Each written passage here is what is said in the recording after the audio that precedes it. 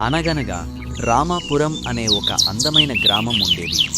ఆ ఊరిలో సావిత్రమ్మ అనే బామ్మతన కొడుకు రఘుకోడలు శారదతో కలిసి ఉండేది. సావిత్రమ్మ చాలా మంచిది, అందరికీ సాయం చేసేది. కాని ఆమె కోడలు శారద మాత్రం పరమ పిసినారి. రూపాయి ఖర్చు పెట్టాలన్నా ప్రాణం పోయినట్లు గిలగిలలాడిపోయేది. బమ్మ శారదాతో ఎలా అంటుంది. శారదా, ఏమ్మా, ఇవాళ పండగ కదా, కాస్త పాయసం, గారెలు చేయమ్మా. సాయంత్రం పక్కింటి పిల్లలు వస్తారు.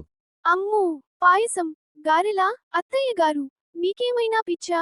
నెయ్యి, నూనె రేట్లు ఎలా మండిపోతున్నాయో తెలుసా? ఏదో ఒక కూర వండుతాను, తినండి చాలు. శారదకు ఒక చెడ్డ అలవాటు ఉంది.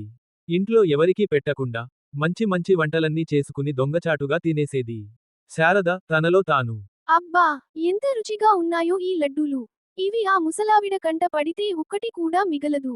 అందుకే వీటిని ఎవరికీ అందనంత ఎత్తులో ఆ అటక మీద ఉన్న పాత డబ్బాలో దాచేస్తాను. హాహాహా, నా తెలివి ముందు ఎవరూ పనికిరారు.